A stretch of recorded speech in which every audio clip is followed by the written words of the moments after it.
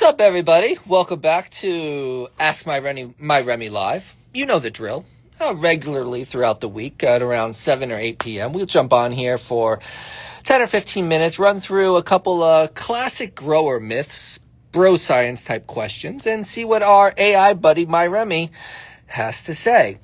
So if you've got a question, drop it in the chat, and if not, I've got a couple lined up myself. Now, I came up with these questions, but I have not looked up the answers yet, believe it or not. How about this, guys? Do organic dry amendments like Roots Organics really stack up to bottled nutrients? Powdered nutrients, Roots Organics, liquid nutrients. That's a good question, right? I just heard that one today, actually. I had a gentleman come in here today and say powdered was better. Okay. So I'm gonna grab this question, and then I'll show you exactly where we're going here. All right, folks, I'm going to turn you around real quick. All right, so this is our website, right? It's kind of newly designed, so I don't blame you if you haven't seen it yet. Right, we got French. Oh shit, that's the alarm going off. Let's go nail that out before. All right, because we're live, folks, so shit happens, right? Had to take care of the alarm. All right. So, guys, live shopping. This is where you book with Joe. But we scroll down. This is really, I use this at the shop all day, guys. MyRemy AI. What this is it's a GPT, but we have literally trained it to talk grower language. So you click it.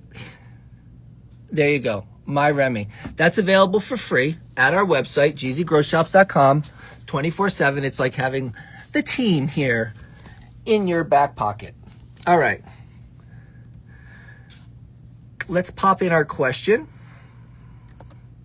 Do organic dry new amendments like Roots Organics really stack up to bottled nutrients? All right. Great question. This one's kind of like comparing a slow cooked stew to a microwave meal. Both feed you, but they work totally different. Here's the short take. Yes, dry organic amendments like Roots Organics, Gaia Green, Down to Earth, we carry all of those, can absolutely stack up to bottled nutrients if you dial in your soil biology. The key difference is speed and control. Organic dry amendments like Roots Organics and Gaia Green, right, Roots Organics, feed the soil, not just the plant. Microbes break things down and release nutrients over time. It's long-lasting, usually apply every 3 to 4 weeks, less daily mixing. Another pro is it's gentler on plants with less risk of nutrient burn. Another pro is it builds up your soil health over time, perfect for living soil or no-till style grows. Some negatives, it's a slower response, so if your plant suddenly needs nitrogen, it can take days or even a week to show improvement. Harder to fine-tune nutrients mid-grow. I'm going to flip this around. Harder to fine-tune nutrients mid-grow.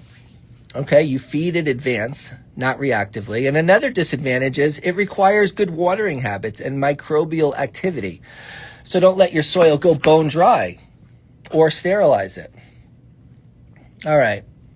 How about some pros? So that was the pros and cons of organic dry nutrients, right? Let's go into the bottled nutrients like general hydroponics. Pros, fast, direct uptake, perfect for dialing in exact ratios or fixing deficiencies. Another pro, it's easier to control and track ppm levels. It's great for cocoa, hydro, and high performance grows. Negatives, it's more frequent mixing and pH adjusting. Salt buildup can mess with root zones over time. Less living soil benefit. You're feeding the plant directly, not building the ecosystem. That's a good point. So, if you want simplicity, sustainability, and less maintenance, go organic dry amendments like Roots Organics or Gaia Green. If you want precision and control, bottled lines like General Hydroponics Flora Series or Advanced Nutrients give you that instant feedback. So pro tip, you can hybridize. Oh, MyRemy, hybridize. Good advice here. Many growers use a living soil base with dry amendments, and if a deficiency pops up, they'll do a one-time hit of bottled nutrients or compost tea, best of both worlds. What do you guys think? That was pretty good, MyRemy. Yeah, dry organics like Roots Organics, they rely on microbial activity for their nutrient release. Bottled nutrients deliver directly, faster uptake, but risk salt buildup. All right, guys. Well, we beat that one pretty well. Let's move on to this other question. Here's a good one. Are Grove bags really better than jars for curing? Hey, guys, what's up? Are Grove bags really better for jars? All right, so we got your Grove bag, right? Grove bags. We got your jar. You got your Boveda pack, right? What should we use? It's a good question. All right, well, you know how we're going to settle this one. Let me flip that around. Let's pop it into MyRemy. All right, oh, no, that's the wrong one. All right. So, guys, just a reminder, this MyRemy is for free. It's available at our website, gzgrowshops.com. You just pop in your question, and there it goes. All right, guys. Again, thank you all for joining us tonight. We're doing a live Q&A. We pop on here once or twice a week at around sometime in the evening when the shop closes. We'll ask a couple bro science questions. Ask it to MyRemy. Easy peasy. All right, so this one. Grove bags, do they work better than jars, right? Grove bags, jars. Excellent question. Let's break it down. Here's the no BS answer. Grove bags actually do work better than jars for many growers, but not for every situation. Interesting. What's up, everybody? All right, jars. The classic Mason method, right? Pros, time-tested, dirt cheap, airtight, reusable forever. Great if you like hands-on control like burping and hygrometers, right? You're burping every night. Negatives, they require daily burping. A pro and a con. A negative, it requires daily burping for the first 2 to 3 weeks. Trapped humidity can cause mold if you overfill or don't burp enough. And it's not great for large harvests. Who's been burping? Who knows someone burping 100 jars every night, right? So not great for large harvests. Grove bags, on the other hand, pros, built-in moisture and gas exchange membrane. Self-regulating humidity around 58 to 62%. No burping needed, lightweight, space efficient, and smell proofish. Smell proofish. That's an interesting term MyRemy uses. It's no BS, right? It smells, smell proofish. Many, to be honest with you, I use Grove bags and I don't smell. Their odor, they don't release an odor in my opinion, but MyRemy being conservative there. Cons, not totally indestructible. They can puncture or leak if handled rough. Some folks over dry their buds before bagging, which negates the benefit. Slightly more expensive than jars up front. All right. MyRemy's take. If you cure small batches, a few jars worth, and like the ritual of burping and testing, stick with jars. They're classic for a reason. What's up, everybody? If you harvest more than a few ounces at a time or hate micromanaging humidity, Grove bags are genuinely worth it. They're not snake oil. They just automate what jars need to do manually. And this is MyRemy. Okay, so this is. By the way, we do sell Grove bags, jars. We sell it all in our store, of course. All right, but bonus tip. If you use Grove bags, don't over dry before bagging. Aim for 62% relative humidity in your buds. Once sealed, just stash them in a cool, dark spot and forget about it for 3 to 4 weeks. Beautiful. Great tips. I agree 100%. Grove bags are a multi-layer film that balances the internal humidity as far as I understand. They are terpene retentive. And they eliminate the need for burping or Boveda packs. So that gas exchange allows for some type of moisture outflow without oxygen exposure. So there you go. Best results are when your buds are ready at 58 to 62%. All right. So, and by the way, we've been running Grove bags for years and haven't burped a jar since. So check them out. All right. Final question, guys.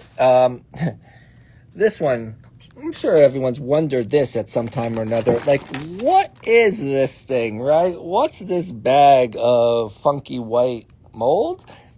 This is a CO2 making bag, right? This produces CO2. So the question is, does an exhale bag really add enough CO2 to improve your grow? Or is it just hype? Well, let's put this question to our AI grow buddy, MyRemy, and get the definitive answer on that one, shall we? Now, if you've been to the shop, you know that I'm pulling out the MyRemy all the time, and we're using it in the aisle to get to the real answers of things. Sometimes, usually where we know the answer, sometimes we are surprised, both myself and or the customer. And those really are some of the best moments in the store when everybody's learning something. So let's tag this one in. Does an exhale CO2 bag really add enough CO2 to improve your grow, or is it hype? I hit enter, and then I'll read out the answer first. Excellent question, my grow-minded friend. I told you, we wordsmithed this guy to be just like your grow buddy. Excellent question, my grow-minded friend. The exhale CO2 bag debate is one of those classic it depends situations. Here's the real talk straight up. Remember, guys, I haven't looked at these answers. I did come up with the questions, but I haven't checked out the answers. Short answer, they work, but only in small sealed spaces. Okay, this is what we tell people. If you've got a little 2x2, 3x3, maybe 4x4 tent that stays closed most of the time, an exhale bag can help maintain a mild CO2 boost, usually 900 to 1200 ppm. That's wonderful. If you're in a room, a garage, or anything with decent airflow or an exhaust fan, you're basically venting that CO2 right out. So it's mostly hype for that setup. Love it. What's up, everybody? So Soil King, what's up, brother? So why they work? Short answer.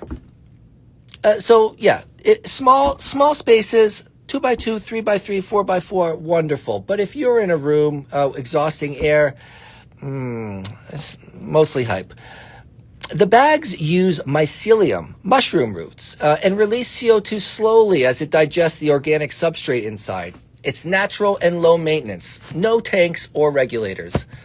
All right, good conditions for a CO2 bag. Well, a small sealed tent, temperatures between 75 and 85 degrees, low to moderate airflow, so the CO2 lingers around the canopy.